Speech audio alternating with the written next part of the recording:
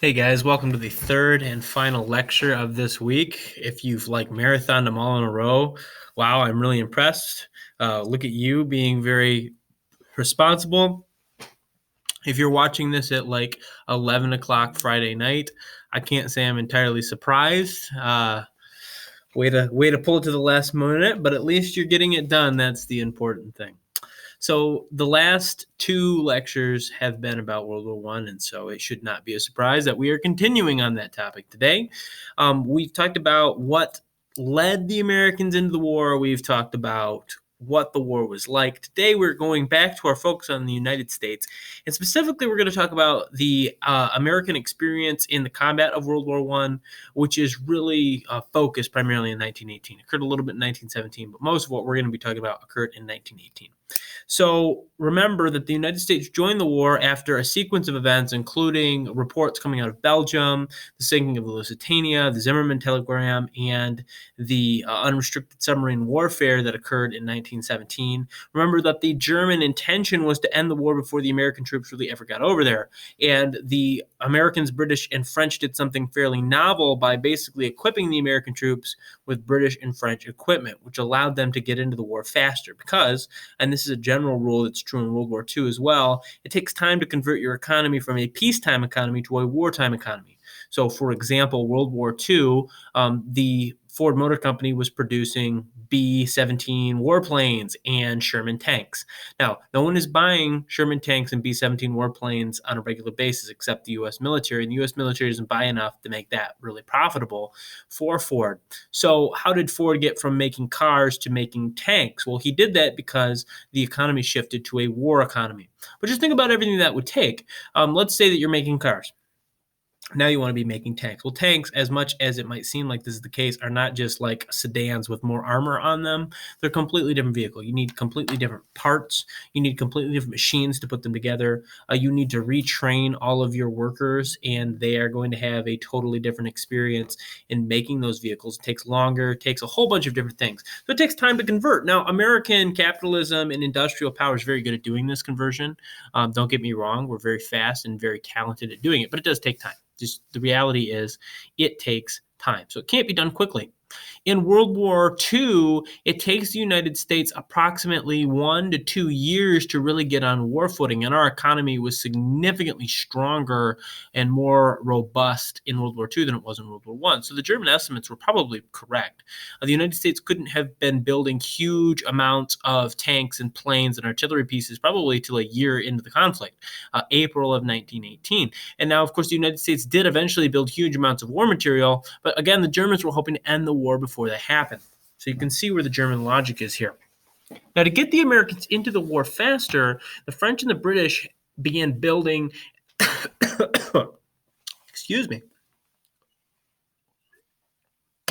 the French and the British began building as much as possible vehicles and weapons for the Americans to use. So, for example, the French were building tanks and, in fact, trained American generals and officers on how to use tanks. So, for example, George Patton, Ike Eisenhower, many of these generals, these leaders from the Second World War actually got their first tank experience with the French in the First World War. Weapons, planes were being produced by the British. So effectively, all the Americans had to do is they needed to train some soldiers and send them over to fight. Which is really quite the improvement over what would have had to happen otherwise. Otherwise, the Americans would have had arm, train, and equip all of their guys, and that might have delayed them for a very, very long time. Now, that being said, the situation was still dire. The British and French had started outnumbered on the Western Front, and they were now double outnumbered. Remember, the Germans are concluding their fighting with the Russians, and they are transferring troops and military equipment across Germany, and they are getting ready to make a huge push on the Allied lines in the West.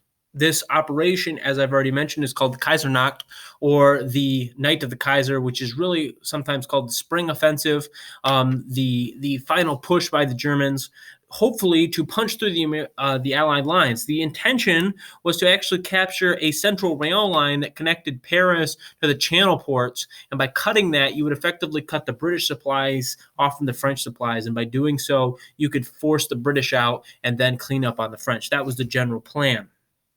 The Germans intended to use several pieces of new technology, as earlier mentioned. And by the way, this is the most effective offensive after the war slowed down in late 1914. Remember, we've talked about how the battle lines in Europe had changed literally by only a mile or two. Even great victories would only push the enemy lines back a mile, and they would stay. This battle is actually going to lead to the Germans pushing the French and the English back 40 miles in several places and nearly capturing the important city of Amiens. And if Amiens had fallen, more than likely the British and the French would have been forced to capitulate. Not surrender, they wouldn't have been defeated, but they would not have had the resources and the position to continue to fight. As I mentioned last time, the Germans are specifically employing a new type of troops called stormtroopers, okay? And the word originally, as opposed to what Star Wars might make you think it means someone who storms something. So to storm is to go quickly and forcefully in. So you can storm a enemy player in basketball. You can charge up to them quickly, close the distance quickly before they have time to react. That's kind of the idea. So that's what they were designed to do. These stormtroopers would follow behind artillery bombardments and they would storm enemy trenches. And the Germans had picked up several new techniques for doing this called combined arms assaults, where the artillery would start firing, and this is called a creeping barrage. And what the stormtroopers would do is they would move very carefully behind this barrage, so the shells would be hitting right in front of them, exploding, obscuring them. And as soon as the artillery shells stopped, the German troops would be in the enemy trench lines and attacking them, which was very different from early in the war. Early in the war, the artillery would fire, it would stop firing, then the men would leave their trenches and charge across open ground. That doesn't usually work. But if they follow right behind the artillery, requires a lot of trust and a lot of precision, then they can get right into the enemy trenches and they can shoot them up. The stormtroopers also had automatic weapons, and this is really the first time in warfare that individual soldiers were armed with automatic guns. They had machine pistols, as I've mentioned previously, with 32-round drum magazines that were very easy to swap. So effectively, these guys were outputting fire rates that no Allied soldier could keep up with unless they got one of these rifles on their own. They were also walking across the fields in armor, which oftentimes surprises people. People often think that armor isn't effective against bullets, but the reality is that it is quite effective. In fact, most of those famous medieval plate mail figures that you've seen, if you've ever been to a museum where you've seen a knight's armor, that armor actually is effective enough to block small caliber bullets. Probably not a nice big rifle that hits it straight on, but many small arms fire actually can bounce off those things. The reason they stopped being used is because they weighed so much. They weighed 50 to 70 pounds. And so obviously nobody really wants to walk around with that much when they have to be swinging a sword. All right? That doesn't make a lot of sense. But the Germans actually even wore armor. And again, this armor is not going to protect you from an artillery shot, nor is it even going to stop a good rifle round. But if the rifle round's at an angle, it is very possible to deflect it with the armor. So these guys are coming over with armor, automatic weapons. They are tough customers. Now, there is two main factors that is going to stop the Germans. One of them is the Americans. Yay! But the other is, again, particularly relevant for what's going on right now. In fact, I actually decided to change one of my intended lectures in this course specifically to talk about this thing. So I'll leave you in suspense for a second. So let's talk about the American factor first. So when the Germans began this assault, and again, it was effective. They pushed the lines back by 40 miles.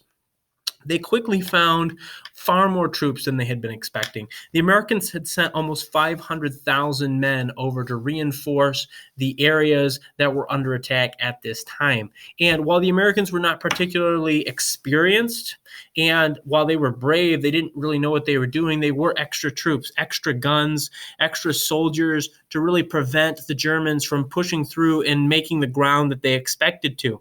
In addition to this, the Americans had freed up the French and the British to put more of their veterans in the field. Think about it. If you have an army, many of your veterans have to stay behind to do other tasks. They have to run field hospitals. They have to run communication areas. They have to drive trucks.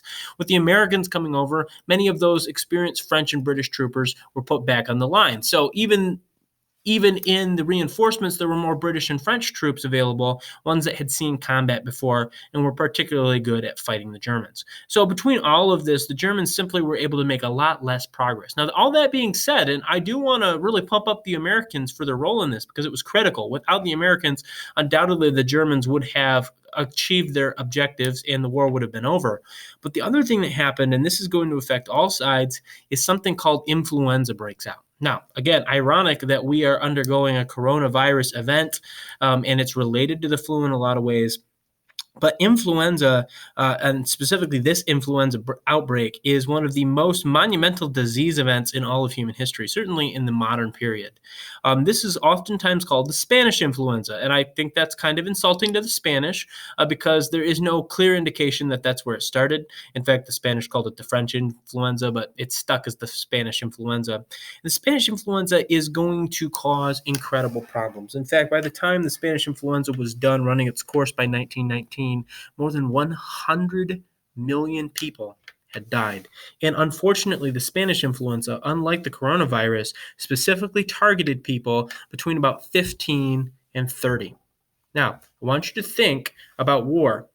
What is your prime age group to send to war? It's 18 to 24-year-olds. Those are the prime men that you want going into war. They're young, they don't have families, they're very athletic, they're usually very brave, perhaps foolhardy, much like teenage guys. And yet the influenza was killing them in huge numbers. So Germany had additional troops that it intended to throw into this assault, but the Spanish influenza hit those reinforcements. In fact, it hit the entire line, and soon thousands upon thousands upon thousands of men are sick in hospitals, they're dying, and the troops that Germany needed to punch that final hole through no longer existed, and so they can't make it. They can't push through. Now, with that spring offensive over, the Americans, French, and British decided now is the time to counterattack the Germans because everybody's weak, but we have more troops now. With the Americans pouring into Europe, we're getting reinforcements, and the Germans have gotten everything they're going to get. They don't have anything more that they're going to get, and they're being hit hard by influenza. We're getting hit hard by influenza, but the American troops were particularly resistant to it. Why? They're well fed. They haven't been fighting for 5 years. Okay, they're strong. So two things are going to contribute to this offensive. Number one, the Allies now have the huge advantage in manpower. The Germans have sick, they have wounded. Those assaults had led to thousands upon thousands of men dying. And so now they actually are outnumbered. And the American, British, and French attacked them almost immediately because what they can't have happen is give the Germans time to breathe. Because if the Germans take time to dig in their defenses, then it's effectively all over. So the Allies immediately start pushing on the German lines. They start attacking them. They send troops in. And another thing that's going on is the Soviet Union, I'm getting ahead of myself. Russia, which was rapidly becoming the Soviet Union, was being a little bit slower about pulling its troops out of the land it had given up to Germany, meaning 1 million German soldiers were still in the east and occupied. And again, the Allies realized if those 1 million soldiers come this way, the war's over. Not we lose, but the war's not going to go anywhere. We're going to sit in our trenches, and we're going to sit here, and we're just going to have to basically end the war because neither side can win. The other thing that the Allies had was tanks. And in World War I, it's really only the Allies that are using these things. The Germans created tanks, but they really were not very effective, and they didn't have very many of them, whereas the French and the British built huge numbers of tanks, the most famous of which are the Marks 1 through 5 British tanks, the French light Renault tanks, and the Saint-Chamond French heavy tanks, which are some of the ugliest tanks of all time. The Mark 5 is particularly famous if you've ever seen the third Indiana Jones movie, The Quest for the Holy Grail. or The Search for the Holy Grail. I actually don't remember the name of it off the top of my head. It's the third one. Involves the Holy Grail, and there's actually a Mark V tank in that sequence, although I'm pretty sure the movie producers stuck extra guns on it because it wasn't intimidating enough or something like that. It's pretty intimidating if you ask me. So these tanks enable the British and the French and the Americans to push over these lines. And actually, if you look them up, and I highly encourage you to do so, if you look up the Mark Vs and the Saint-Chamons, they are long. And the reason that they're long, especially the Mark Vs with these huge, long, diamond-shaped diamond-shaped treads, the purpose of those treads was actually to cross trenches. Think about it. So if a trench is approximately 8 to 10 feet wide and you've got a 14-foot wide tank tread, you can actually drive right across the top. So no longer do you have to stop, get out, clear the thing, make a bridge, cross. You can drive right over it. Just keep plowing through, attacking artillery pieces, clearing ground for your men to go forward. And so this was incredibly effective at driving these men. Now, the Americans were put at the forefront of this assault for one main reason. They were fresh. Their men were energetic. They were strong. They were healthy. They had a lot of nutrients. I'm trying to think of a good way to say that. They were well nourished. That's what I'm looking for. They were well nourished. And in addition to that, they were also excited. Because remember, the French and the British and the Germans, they've been fighting for 5 years. They are disillusioned. They've seen buddy after buddy, friend after friend, brother after brother die in this conflict. Millions of them, literally millions of them. Whereas the Americans, they're young, they're fresh, they're ready to fight. They're ready to show the rest of the world that they're brave. And that's exactly what they're going to do. The commander of the American troops in this expedition is General John Pershing. We will later name a heavy battle tank after General Pershing. And he's actually the commander of what's called the American Expeditionary Force.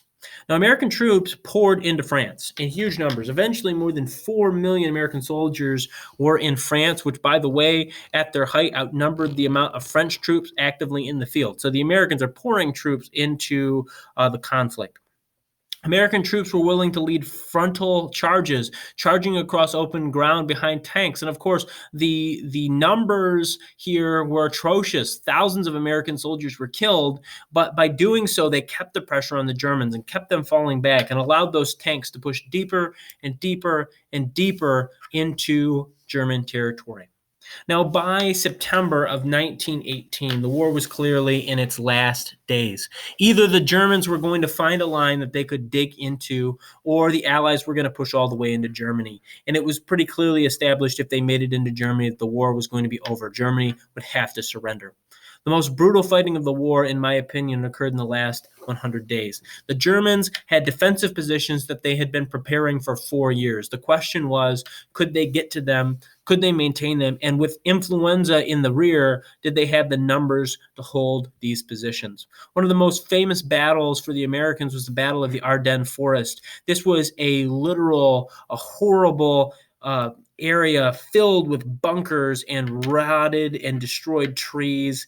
And American troops, specifically a black regiment from Harlem, were tasked with taking these bunkers. And it was some of the most horrific fighting of the entire war, thousands of American soldiers going down. But eventually, after days of hard fighting and thousands of casualties, the United States was able to take these positions. And effectively, if the Ardennes Forest would fall, then all of Germany's positions and all of Germany's fortified locations would have to fall as well. Finally, on November 11th, after 2 months of incredibly atrocious fighting, the Germans are ready to give up. In fact, there had been a revolution at home. The Kaiser Wilhelm II had actually been ousted from his government, and the Germans were ready to surrender. They were exhausted. They had been fighting for 5 years, and they wanted an armistice or ceasefire. Now, it's important to know that Germany did not surrender. In World War II, Germany surrenders. They were completely beaten, and they made an unconstitutional surrender. Germany instead asked for a ceasefire and armistice. In other words, they're recognizing that, we are losing, but we want to make peace, and we want to make peace with honor. In other words, we want to end the war, and we're going to make some concessions, and you're going to make some concessions, and the war is going to be over. Can I tell you right now, one of the biggest problems with World War I is that the concessions that the Allies made were almost non-existent, and the punishments implied on the Germans or applied to the Germans were incredibly harsh. Now, that's not to say that the Germans did not bear responsibility for what they had done, but the problem is that the punishments were so harsh that it almost guaranteed a Second World War. And of course, there was a Second World War. So we know that the peace treaties implied by the Germans really were not acceptable. Now let's talk about after the war. What happened to the American troops after the war? America was an occupying army. In other words, after things had been sorted out, we will talk in detail about the peace treaty. So don't worry about that. That is for next week's lectures. After the peace treaty, America actually occupied Germany along with France and Britain. And so American troops were kept posted in Germany for several years. Germany was not treated fairly, as earlier mentioned, and eventually the American troops were pulled out, but they would be back 20 years later to liberate Europe again from another German empire. And this time it is Hitler's Third Reich, which was a far worse group than the German Empire had ever been. Now, we are talking about three things next week, and I just want to give you a spoiler alert so you can be thinking about them, so you can be ready about them. First off, we're going to talk about the home front during World War I. So we've talked about the combat that the soldiers saw while they were over in Europe, but what about the Americans that stayed behind? Because many did. How did they support the war effort? What did that look like? It's a really important topic because it's going to also help us understand what changes for World War II. Then we're going to talk about the peace treaty. Woodrow Wilson, the American president, was deeply involved in the peace treaty signed to end World War I. And as I already mentioned, it is a disastrously bad treaty. And in fact, the United States wasn't even happy with it. Woodrow Wilson was, but the United States was not happy with it. So we'll talk about why there's a dissidence there between the president and the nation. Finally, we're going to talk about Spanish influenza. Where did it come from? What did it do? How did it affect people? Obviously, an important question for us to explore because of what's going on right now, or what was going on. Hopefully, I'm giving this lecture and the coronavirus was just a big scare, or maybe it's gotten worse. I don't know. I'm recording these before certainly the week starts, so who knows what's happened to it by this point. But I still think the Spanish influenza is something to study. So that's what we're looking forward to next week. Remember that you've got quizzes to take. Make sure you take them. Remember you've got a worksheet for today. Make sure you finish that as well. Hopefully you have a great week, and hopefully I will see you again, at least in lecture form, on Monday.